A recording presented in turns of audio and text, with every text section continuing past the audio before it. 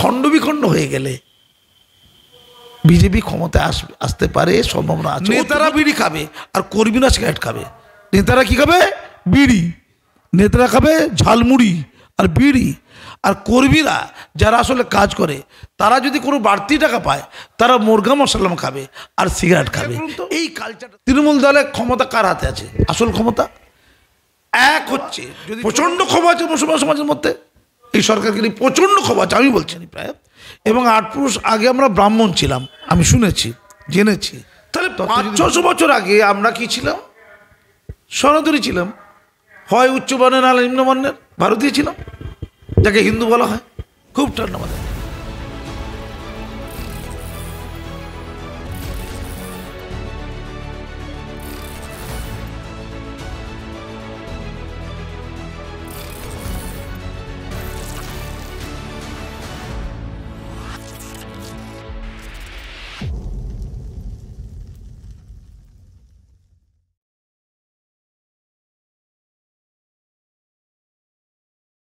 যেমন ধরো আমি কাজী মাসুম আক্তার, আমি জানি 8 পুরুষের নাম জানি প্রায়। এবং 8 পুরুষ আগে আমরা ব্রাহ্মণ ছিলাম, আমি শুনেছি, জেনেছি, তত্ত্ব যদি ভুল না হয়ে থাকে। আমরা ধর্মান্তরিত হয়েছিলাম কখন? মোহাম্মদ বিন তুগলকের সময়, যতটুকু বুঝতে পেরেছি। এবং ধর্মান্তরিত হয়েছিলাম একটা পেশায় যোগদান করার জন্য। সে পেশা কি? বিচার পেশা, অর্থাৎ বিচারকের পেশা। অর্থাৎ বিচারক যারা বিচার করে তাদের কি বলা হয়? কাজী বলা হয়। কাজী মানেই হলো পেশাগত, এটা একটা আমার উপাধি।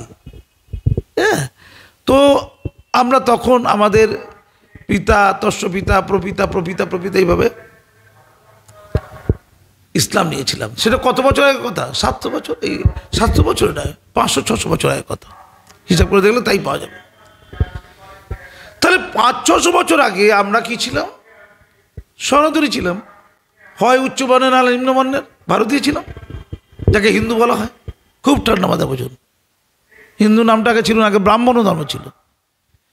সমাজে নিয়ন্ত্রক কারা ছিল? ব্রাহ্মণ ধর্ম। তার বিরুদ্ধে প্রতিক্রিয়া স্বরূপ এই ভারতবর্ষে আরও 2টো গুরুত্বপূর্ণ ধর্ম তৈরি হয়েছিল, বৌদ্ধ ধর্ম আর জৈন ধর্ম। এটা ব্রাহ্মণ্য ধর্মের বিরুদ্ধে প্রতিক্রিয়া ছিল খ্রিস্টপূর্ব 6ষ্ঠ শতকে। এটা আমরা ইতিহাস পড়েছি যারা জানি। আরও অনেকগুলো ধর্ম তৈরি হয়েছিল ভারতবর্ষে। ভারতবর্ষের মাটি ধর্মীয় পবিত্রতার মাটি, যেমন প্যালেস্টাইনের মাটি। গোটা বিশ্বে যত সেমিটিক ধর্ম, যেসব নবী বলা হয়, পয়গম্বর বলা হয়, যীশুখ্রিস্ট থেকে, মুসা থেকে শুরু করে হজরত মুহাম্মদ, এদের প্রত্যেকেই জন্ম হচ্ছে প্যালেস্টাইনে, অর্থাৎ আরব ভূখণ্ডে। ওটাকে পবিত্র মাটি বলা হয়। তেমন উল্টো দিকে আমাদের হিন্দুইজম বলেছে মুনি ঋষিদের যে ধর্ম, এটা পেগান ধর্ম বলা হয়, সেমিটিক ধর্ম নয়। এই পেগান ধর্ম যে ভারতবর্ষে এসেছে, দেবদেবী পুজোর ধর্ম ইত্যাদি ইত্যাদি, এটা আরবও ছিল এক সময়। মক্কার গর্ভগৃহে শোভিত তো অসংখ্য ঠাকুর মূর্তি, দেবতা এই মক্কার গর্ভগৃহে ছিল। পেগান ধর্ম অনেক জায়গায় ছিল। ভারতবর্ষের ছিল এই উপমহাদেশ ছিল তার কেন্দ্রস্থল, এই উপমহাদেশ। ফলস্বরূপ আমরা যারা ভারতে দীর্ঘদিন ধরে বাস করছি, কাজী মাসুম আক্তার, আজ এই 500 বছর আগে না হলে আমরা মুসলমান হয়েছি। তার আগে কী ছিল? তার আগে এই ভারতীয় সভ্যতার বিকাশ তো 10,000 বছর আগে। সেই সিন্ধু সভ্যতার আগে মেহেরগড় সভ্যতা, তারপর আর্য সভ্যতা, তাই তো 5,000 বছর ধরে যদি সভ্যতা ধরি, 5,000 বছরের চূড়ান্ত পর্যায়ে যদি ধরি, তাহলে 500 বছর বাদ দিয়ে বাকি 450 বছর, বাকি 4,500 বছর আমি কি ছিল? আমার প্রজাতি কি ছিল? সনাতনী ছিল, ভারতীয় ছিল, আর্য হতে পারি, অনার্য হতে পারি, হিন্দু হতে পারি, যাই নাম বলুন, ভারতীয় আমার রক্তে আছে, আমার ডিএনএতে আছে। এটাই মোহন ভাগবতজি বলেছে। এই কথাটা অনুরোধিত হয়েছে শ্রমিক ভট্টাচার্যের কথা থেকে, অনেক গভীরতম ইতিহাস থেকে। আচ্ছা, আমি একটা জিনিস বুঝতে পারছি না, প্রার্থী দেওয়া নেওয়া এগুলো অনেক পরের কথা, এম্পাওয়ারমেন্ট আগের কথা। ধরুন 20 জন মুসলিম এমএলএ আছে বিজেপিতে, কী হয়েছে তাতে? তৃণমূলে তো 44 জন এমএলএ আছে মুসলমান। এখন না মনে হচ্ছে 44-এর মধ্যে এমএলএ আছে তৃণমূল দলে, আগে আরও বেশি ছিল। মানে এমএলএ কমছে, একসাথে মুসলমান এমএলএ কমছে, মানে মুসলমানদের ভোট তৃণমূলে বাড়ছে আর মুসলমান এমএলএ তৃণমূলে কমছে। এই 44টা এমএলএ কোনো মূল্য আছে? উত্তর দিন। 44টা এমএলএর মূল্য বেশি না মমতা ব্যানার্জি বাড়িতে যে কাজ করে যে মাসি তার গুরুত্ব বেশি? আগে ক্লিয়ার করো। মমতা ব্যানার্জি বাড়িতে যারা থালা বাসন ধোয় যে মাসি, মানে মমতা বাড়িতে কাজ করে, এই কাজের মাসি, কার মূল্য বেশি এইটাই ক্লিয়ার করুন তো। তৃণমূল দলের ক্ষমতা কার হাতে আছে? আসল ক্ষমতা এক হচ্ছে, যদি টোটাল ক্ষমতাকে 2 ধরা হয়, টোটাল 1 হচ্ছে মমতা ব্যানার্জির হাতে, আর 8 মানে 0.50 সেটা হচ্ছে কার হাতে? অভিষেক বন্দ্যোপাধ্যায়ের হাতে। আর বাকি রইল কত? 0.50 এক্সট্রা বাকি রইল, মানে 1.5 হয়ে গেল। আর 0.50 মানে আধ। এই আধের মধ্যে 0.25 হচ্ছে কুণাল ঘোষ একলা, আর বাকি 0.25 হচ্ছে রাজ্যের যত এমপি, এমএলএ, কাউন্সিলর, এই ছোট নেতা, বড় নেতা, মন্ত্রী, সব ক্লিয়ার। এটা হচ্ছে অঙ্ক, তৃণমূল দলের এম্পাওয়ারমেন্ট অঙ্ক। বিজেপিতে 2টো লোক সিট পেলো কি, টিকিট পেলো কি, এমএলএ হলো কি, এর চেয়ে অনেক গুরুত্বপূর্ণ বিজেপি দলে কোনো মুসলমান এম্পাওয়ারমেন্ট আছে কি? কোনো এমএলএ পলিসি মেকিং করে না, পলিসি মেকিং করে সংগঠন, সভাপতি, ওজিএস, অন্যান্য জিএস প্রমুখ এবং দিল্লি, এরা পলিসি মেকিং করে। এই পলিসি মেকিং করার মধ্যে বিজেপি কিভাবে চলবে তার মধ্যে কোনো মুসলমান রইল কিনা, এটা মুসলমানদের আলোচ্য বিষয় হতে পারে। তার বলতে পারে 35% মুসলমান, আমরা বিজেপি নীতি নির্ধারক কমিটিতে থাকবো না কেন? আমরা তো বলবো রাজ্যের মুসলমানদের কি করলে উন্নতি হবে, কি করলে রাজ্যের মুসলমানরা বোমা ফেলে বই ধরবে, কি করলে রাজ্যের মুসলমানরা ওই তরবারি ছেড়ে কলম ধরবে। শহীদ ভট্টাচার্য এটা বলবে, এটা কি? এটা বলতে পারে শিক্ষিত, স্বচ্ছ, এম্পাওয়ারমেন্ট হওয়া মুসলমানরা। শুধু শিক্ষিত স্বচ্ছ হতে হবে না, বিজেপি দলে তার এম্পাওয়ারমেন্ট থাকতে হবে। এম্পাওয়ারমেন্ট, ক্ষমতায়ন, this is very vital, very crucial, very important. BJP দলে ওইটা দরকার। বিজেপি দলকে যদি শমী ভট্টাচার্যকে মুসলমানদের বন্ধু মনে করতে, যে আমরা সবাই এক, ভুল বুঝছে। ও একটা খুব ভালো কথা বলেছে যে এখন ভোট দিতে হবে না, আমরা যদি কোনোদিন গ্রহণযোগ্য হই তাহলে আমাদের ভোটটা দিও, আমরা যদি কোনোদিন গ্রহণযোগ্য হয়ে উঠতে পারি।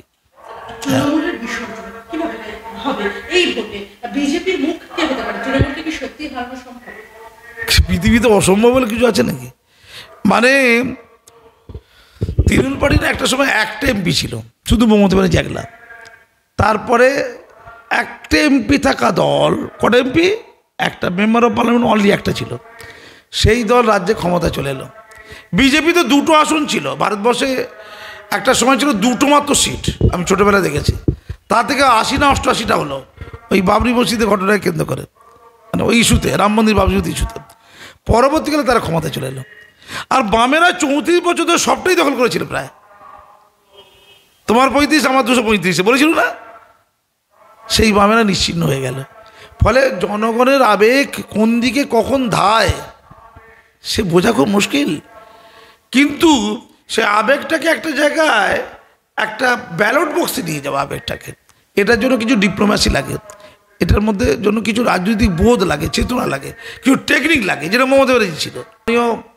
মাননীয় রাষ্ট্রপতিজি তিনিও নাকি পশ্চিমবঙ্গ সরকারকে এসে অভিযোগ তদন্ত করতে বলেছেন। খুব দুশ্চিন্তার। কেন এই প্রশ্ন উঠল? আমি শ্রমিক ভট্টাচার্যকে প্রথমে বলবো, আপনি গোটা রাজ্যে, উনি বলতে চাইছেন এটা আমারই কথাটা, ওটা অনেক আগে বলেছি, উনি মনে হয় আমার বক্তব্য শুনেন, ওনাকে আমার বইও দিয়েছি। 2012 সালে বঞ্চিত রাখা ষড়যন্ত্র, এই বইটা ওনাকে দিয়েছিলাম, উনি পড়েছিলেন, আমাকে ধন্যবাদ দিয়েছিলেন। যে কী করে একটা জাতিকে মানে বঞ্চিত রাখতে হয় কৌশল করে। মানে মুসলমান যেটা বলে ওটা আমার তৈরি করে শব্দবন্ধ, আজকের বাম আমলে তৈরি করেছে ওটা, এই নিয়ে বই লিখেছি আমি। সেই যে কথা যে মুসলমানদের সবচেয়ে বেশি ক্ষতি হয়েছে, সর্বনাশ বেশি হয়েছে রাজ্যের, বঙ্গের মুসলমানদের বাম আমলে হয়েছে, আরও বেশি করে তৃণমূল আমলে হয়েছে। এটা কে বলেছে সবচেয়ে বেশি পশ্চিমবঙ্গে? এই কাজী মাসুদ আক্তার। পরে বাকিরা ছড়িয়েছে, অনেক মুসলমানে বলছে, অনেক অমুসলমান নেতা মন্ত্রীরা বলছে তো। কিন্তু আমি বলেছিলাম তো প্রথম, আমার প্রশ্ন হচ্ছে অন্য জায়গায়, আমি মূল জায়গাটা আসছি।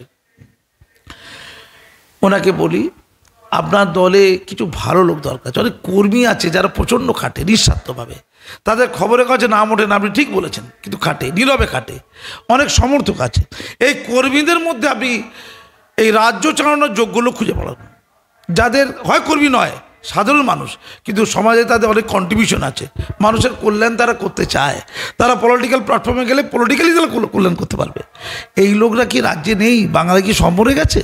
এদের খুঁজুন, এরা কেউ যাবে না আপনার কাছে, আপনি তাদের কাছে দৌড়ান, খুঁজে তাদেরকে নির্বাচিত করে তাদেরকে রাজ্যের সর্বোচ্চ পদগুলো দিন, আর চোরগুলোকে লাঠিপেটা করে তাড়ান। আপনার আশেপাশে চোর, চিটি বা চাচোর, যারা চুরি করতে, নোংরামি করতে, নষ্টমি করতে, ভণ্ডামি করতে ঢুকেছে, কেবলমাত্র নোংরামি করতে, কেবলমাত্র স্বার্থের জন্য, যারা পরিযায়ী পাখির মতো কখনো ঢোকে কখনো বেরোয়, এদের চিনে নিন না, এদের বুঝে নিন। সভাপতি তাড়িয়ে দিন, জাস্ট তাড়িয়ে দিন। মুখ নয় কেন পৌলমী? না না, আমি বলি তুমিও তো মুখ হওয়ার কোনো ব্যাপার নয়। আসলে বিজেপির সংগঠন ঠিক করতে হবে, আসলে বুথ ঠিক করতে হবে, যারা বুথে কাজ করবে তাদের সুরক্ষা দিতে হবে, তাদের মর্যাদা দিতে হবে। যে আর্থিক সাহায্য দিল্লি সরকার, দিল্লির পার্টি করে, দিল্লি বিজেপি পার্টি করে আর্থিক সাহায্য, সেই আর্থিক সাহায্য ওই কর্মীদের হাতে পৌঁছে দিতে হবে। নেতারা বিড়ি খাবে আর কর্মীরা সিগারেট খাবে। নেতারা কী খাবে? বিড়ি। নেতারা খাবে ঝালমুড়ি আর বিড়ি, আর কর্মীরা যারা আসলে কাজ করে তারা যদি কোনো বাড়তি টাকা পায় তারা মুরগা মশলা খাবে আর সিগারেট খাবে। এই কালচারটা তৈরি হোক, দেখবেন এই দলটা বেঁচে যাবে, বুথ ঠিক হবে, খেটে খাওয়া মানুষরা, অত্যাচারিত মানুষরা এদের কথা ভাববে। হ্যাঁ, এ তো ঝগড়াঝাড়ি কথা বলছেন, আমাকে ঝগড়া লাগাচ্ছেন নাকি? আমাকে অত্যন্ত শ্রদ্ধা করেন শুভেন্দু অধিকারী, অনেক জনসভায় আমাকে রাষ্ট্রবাদী মুসলমান বলে উনি স্যালুট দিয়েছেন আমাকে। দিলীপ ঘোষ অনেকবার আমার বাড়িতে এসছেন, যেমন মমতা ব্যানার্জির কাছে ওই জগন্নাথ মন্দিরে গিয়েছিলেন না, আমার কাছে উনি অনেক এসছেন। শ্রমিক ভট্টাচার্য আমাকে অত্যন্ত শ্রদ্ধা করেন, উনি ওনার শ্রদ্ধাটা কিছুটা মানে শৈল্পিক শ্রদ্ধা, শৈল্পিক। আমার চেতনা, আমার শিক্ষা, আমার বোধ, এবং সবচেয়ে বেশি শ্রদ্ধা করেন মনে হয় আমাকে মমতা ব্যানার্জি। কী বলবেন, কথাটা ঘুরিয়ে দিলাম। আমার খুব ভালোবাসেন, স্নেহ করেন, আমার পাশে ছিলেন।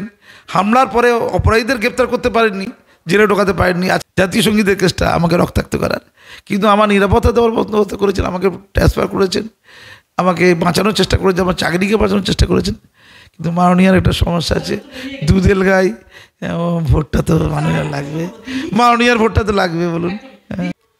35% ভোটকে বাদ দিয়ে আমি প্রত্যেককে মুখস্থ করে দিচ্ছি। এটা যে ধরো পরীক্ষা বসেছো, তুমি ধরো পরীক্ষা বসেছো, অ্যানুয়াল পরীক্ষা, 100 নম্বরের পরীক্ষা, তোমাকে বলা হলো 65 নম্বরের কোশ্চেন দেওয়া হলো, তার মধ্যে তোমাকে নাম্বার পেতে হবে। আর আমাকে দেওয়া হলো 100 নম্বরের কোশ্চেন, আমাকে 100-র মধ্যে নাম্বার পেতে হবে। 100 নম্বরের কোশ্চেন উত্তর লিখছি আমি দেখলাম 100-র মধ্যে কত পেলাম? 50 পেলাম, খারাপ পেয়েছি। 100-র মধ্যে 50 মানে ফার্স্ট ডিভিশন হয়নি।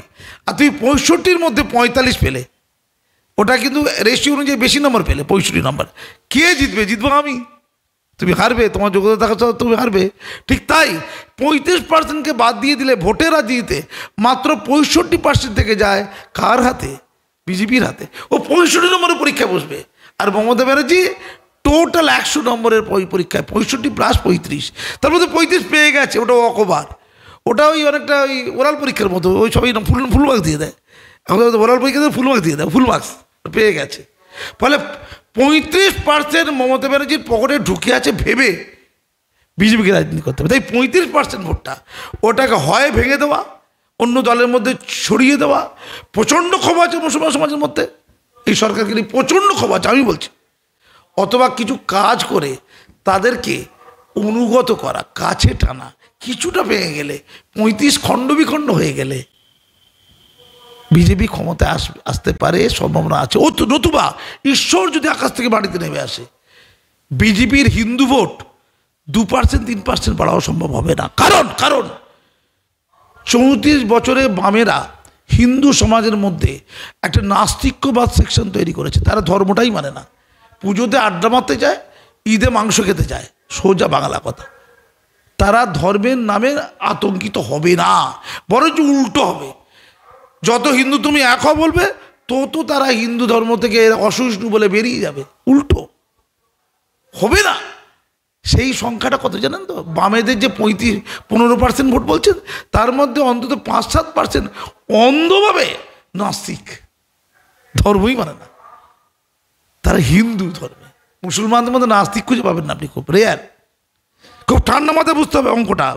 আমি হিন্দু ভোট যা আছে তাকে অটুট রাখা, তাদেরকে নিরাপত্তা দেওয়া, তাদের বুথ লেভেলে সাহায্য করা, কর্মীদের যোগ্য কর্মীদের উৎসাহিত করা, সৎ কর্মীদের উৎসাহিত করা, সমর্থকদের পাশে থাকা, সুখ দুঃখে অর্থ দিয়ে, সামর্থ্য দিয়ে, শ্রম দিয়ে, আইন দিয়ে পাশে থাকা, আর মুসলমানদের একটা অংশ যেন কাছে আসতে পারে তার বিহিত বন্দোবস্ত করা।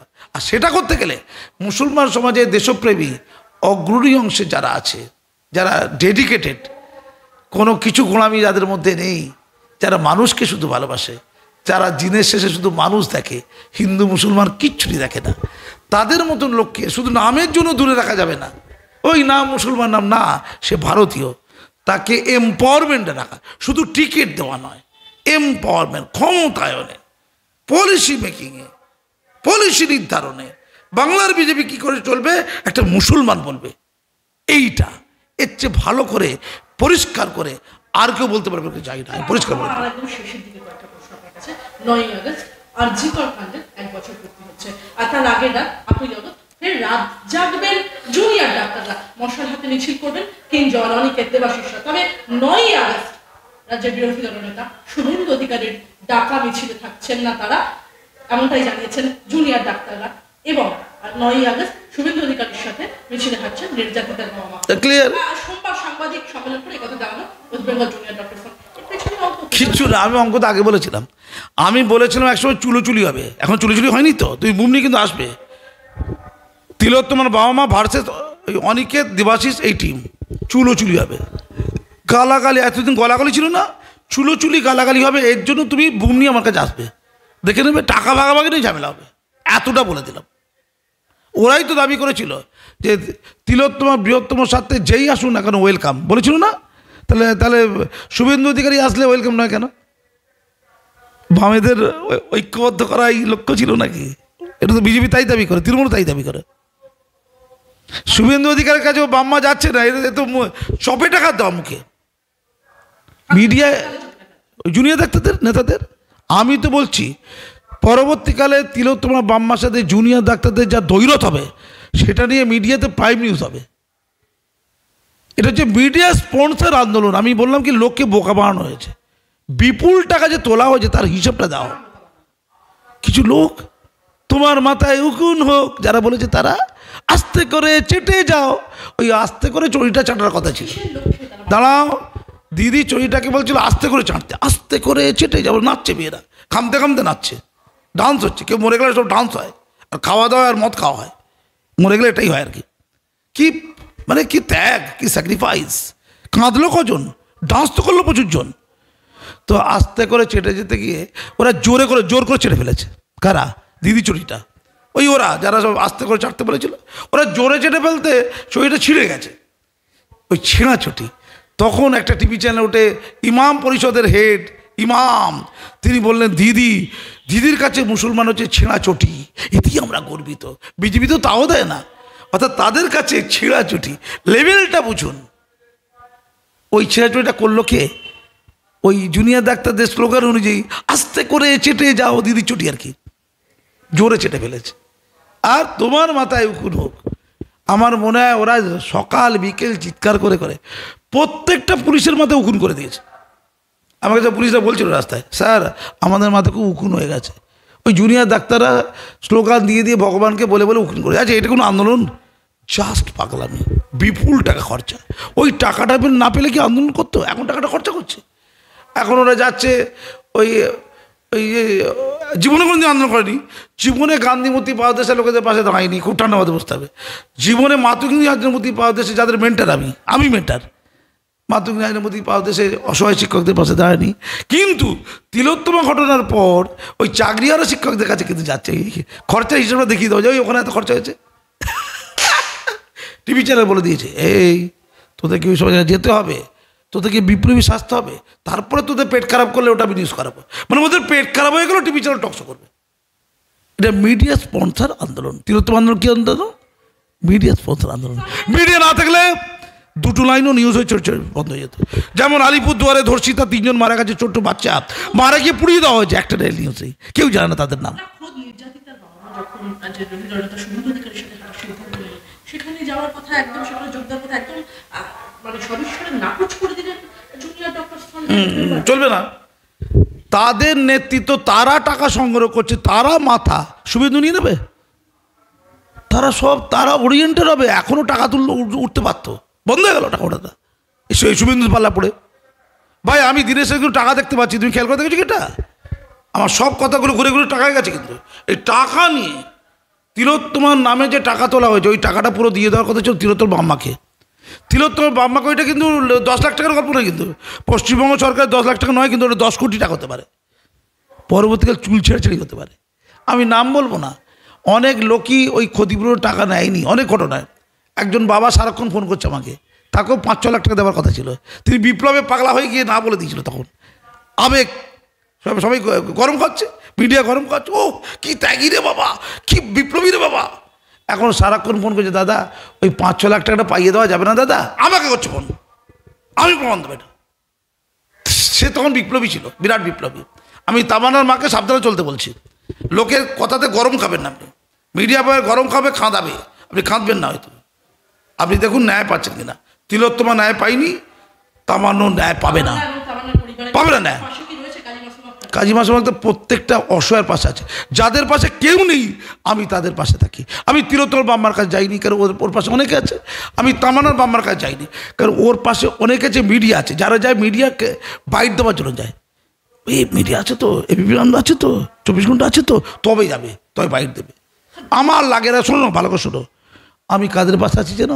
আমি বরুণ বিশ্বাসের পরিবারের পাশে আছি, যেটা নিউজ দিই। আর হ্যাঁ, কদিন আগে এই 5ই জুলাই তার মৃত্যুদিন চলে গেল, তার পাশে কেউ নেই। হ্যাঁ, 33টা ধর্ষণ আর 12টা খুনের বিরুদ্ধে লড়াই চালিয়েছিল বরুণ বিশ্বাস। তার অপরাধী মন্ত্রী নাকি, অভিযোগ মন্ত্রী, তার সাকরেত প্রশান্ত চৌধুরী জেল থেকে তার সেনাবাহিনীকে দিয়ে, তার গুন্ডা বাহিনীকে দিয়ে তার পরামর্শে হত্যা করা হলো। প্রকাশ্যে গুলি, স্টেশনের গায়ে মারা গেল বরুণ বিশ্বাস। তার অপরাধীদের এখনো শাস্তি হয়নি। অনেকে জেলে আছে, তাদের শাস্তি ঘোষণা কিন্তু এখনো হয়নি।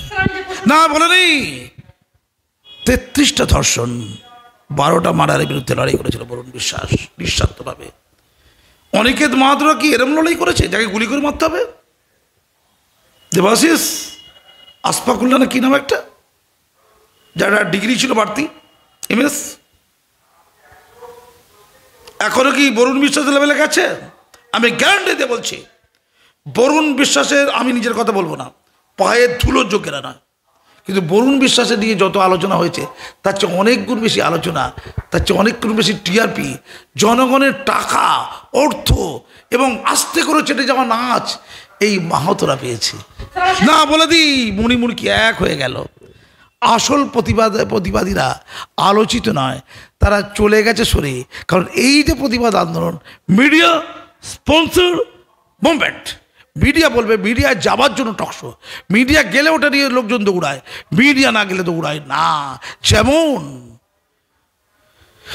বাকিবুল্লাহ মারা গেছে মালদায়, বিজেপির মাইনরিটি মোর্চার নেতা, তাকে মেরে দেওয়া হয়েছে। তুই মুসলমান বিজেপি করো, মেরে দেওয়া হয়েছে। শুভেন্দু দিকে গিয়েছিল, তারপরে মিডিয়া চুপ হয়ে গেছে, আর কেউ কিছু বলছে না, ওটাও মৃত্যু। কিন্তু নির্ভয়া তিলোত্তমা, যেটার কোনো ফলাফল হবে না, যে ঘেরাওয়ের কোনো ফলাফল হবে না, ওটা নিয়ে লোক ব্যস্ত। ল কলেজ কসবার ওই মেয়েটি বারবার অজস্র বিয়ের রেপ দেখেছে, ওই ছেলেটাই করেছে, শিলতানি দেখেছে, খুন দেখেছে, 32টা থানায় তার বিরুদ্ধে মামলা আছে, FIR আছে। তারপরে সন্ধ্যেবেলা তার সাথে আড্ডা মারছে মেয়েটি, যথারীতি ও রেপ করে দিয়েছে। কমন ব্যাপার ছিল, এটা অত্যন্ত কমন ব্যাপার, অস্বাভাবিক নয়। এরকম রেপ হওয়া, আমার খুন হওয়া। আসলটা বলি জোরে জোরে, আস্তে আস্তে, কানে কানে জোরে বলি। শোনো, তুমি ধরো আমার থেকে টাকা নিয়েছো, কেউ বলেছে ওই টাকা নিয়েছে, ওকে আর টাকা ফেরত দিতে হবে না, ঠিক আছে, ওকে একটু শাস্তি দিয়ে দাও, তাহলে তুমি তো বিদ্রোহ করবে। তুমি আমার টাকা নিয়েছো আমার থেকে, আবার তুমি আমার শাস্তি দিচ্ছ। তাই বলো, কিছু মনে করো, টাকাটা নিয়েছি, তোমাদের ব্যবস্থা করছি, একটু আশ্রয় দেওয়া। টাকা নিয়েছে ওদের থেকে, দায় নেই। টাকা পার্টি ফান্ডের কোথায় কোথায় গেছে দিদি হয়তো জানেন, বা অন্য কেউ হয়তো জানেন। তাই ওদের প্রতি একটু দায়িত্ব পালন করছে। সুপ্রিম কোর্ট যাই বলুক, যোগ্যরা তো আর টাকা দেয়নি, যোগ্যরা মেধা দিয়েছে, মেধা দিয়ে কী হবে? মেধা দিয়ে আনবে? তুই ভাত খাবার সময় মেধা নিয়ে কী করবে তুমি? তোর আজকে রান্না হবে ভাত, তো অযোগ্য লোকের টাকা নিয়ে তো রান্না হবে নাকি ভাতটা? না, মেধা দিয়েছি খেয়ে নাও, মেধা দিয়ে কিচ্ছু হবে না, মেধা মেধা চলবে না। হ্যাঁ, টাকা দেয় না মেধা, এবারে ওই সব মেধা তুলে দিতে হবে। টাকা দাও চাকরি নাও, স্লোগানটা ভালো না? টাকা দাও চাকরি নাও। এবার ছেড়ে দাও ডিভিশন বেঞ্চ, বেঞ্চ শুনবে না, বেঞ্চ মানে স্কুলের বেঞ্চ ভেঙে গেছে। ওরা টাকা দিয়েছে, ওরা এই 26 ইলেকশন আগে দাঙ্গা করবে, ওদের আবার চাকরি খেয়ে নিতে বলেছে, আবার ওদেরকে টাকা বেতন ফেরত দিতে বলেছে। ভালো করে শোনো, দিদি ওদের প্রতি সহানুভূতিশীল, ওদের বাড়তি মর্যাদা দেয়, চালেদের নয়, কাঁকরদের। কাঁকর তৈরি করেছেন তো দিদির দলের লোকেরা, দিদির প্রশাসন কাঁকর তৈরি করেছেন, মেশিন আছে, গবেষণা করে কাঁকর তৈরি হয়েছে। যেমন আমেরিকার গবেষণা করে ইসলামিক সন্ত্রাসবাদী তথ্য তৈরি হয়েছে, তো দিদির গবেষণা করে কাঁকর তৈরি হয়েছে। তো কাঁকর তো টাকার বিনিময়ে তৈরি হয়েছে। কী দিয়ে কাঁকর তৈরি হয়? 1 নম্বর কোশ্চেন, টাকা দিলে কাঁকর তৈরি হয়। তো টাকাটা নিয়েছে কে? দিদির লোকজন না যে সে। এবার যারা টাকা নিয়েছে তাদেরকে শান্ত রাখবে না 2026 ইলেকশন আগে? তাদের একটু চাকরি করে দেখছি বাছা তোমাদেরটা দেখছি বাবা, দেখছো দিনকাল খারাপ, দেখছো তো এইসব গেরুয়ারা কিরকম করছে, এসব হাইকোর্টটা পুরো গেরুয়াদের, সুপ্রিম কোর্টটা আমাদের ছিল, মানে ঘাসফুলের ছিল সুপ্রিম কোর্টটা, ওটা আবার গেরুয়ারা না নিয়ে পারে। এই ব্যাপার। আমাদের কপিল সিব্বল আছে দেখছি, মনু সিংভি আমরা টাকা দিচ্ছি তোমাদের। এটা বলে আসলে ওই জালি টিচার যারা কাঁকর, তাদেরকে শান্ত করার চেষ্টা, তাদের পাশে আছি বলে তারা যাদের রাজসাক্ষী হয়ে গিয়ে চিৎকার করে কে কোথায় কবে টাকা নিয়েছে এটা বলে ফেলে 26 ইলেকশনে দিদিকে ড্যামেজ যাতে না করে দেয়, তার জন্য এটা তাৎক্ষণিক জরুরি ভিত্তিক একটা বন্দোবস্ত। তার জন্য তাদের পাশে আছি, তোমার পাশে আছি। আর এদের বলছে তোমার পাশে নাই গো, এবার তোমার পাশে আছি গো, এরকম একটা ভাব। ডিভিশন বেঁচে যেভাবে বিচারপতি সৌমেন সেনের প্রশ্নের মুখে পড়ল রাজ্য, শেষ রক্ষা কি হবে রাজ্যে নাকি? প্রশ্নের মুখে পড়বে, গাল খাবে, খিস্তি কম খিস্তি খেয়েছে, সেই বাক কমিশন থেকে শুরু হয়েছে। আমি এগুলো আর বলতে চাইছিলাম, ক্লান্ত হয়ে গেছে, কিচ্ছু হবে না। কোর্ট যদি বলে ফাঁসি দেবো তখন চিন্তা আছে, এই ফাঁসি দেবে রে, এবার চিন্তা করবে। যেমন 25% দিয়ে দিতে বলেছিল, দিয়েছে। কোর্ট বলবে এবার যদি না দাও তখন ফাঁসি দেবো, তখন বাবা দিতেই হবে। তার আগে চেষ্টা করে দেখছি যদি না দিতে হয়, কারণ ওই টাকা লক্ষ্মীর ভাণ্ডারকে দিতে হবে, মাস্টারদের দেবে, সরকারি কর্মীদের দেবে, বেতন ভোট দেয় না, যে ভোটগুলো সব সরকারি কর্মীদের ভোট হয়, স্পেশাল ভোট, তাদের সব জিতে যায়, বিরোধীরা সব বিজেপি জিতে যায়, শয়তানদের দল কোথাকার সব। আমাদের মাননীয় দিদি, আর কি পশ্চিমবঙ্গ দিদি, একটাই দিদি, সর্বে সর্বা, বাংলার মেয়ে এগিয়ে আছে। ধন্যবাদ। ধন্যবাদ আপনাকে।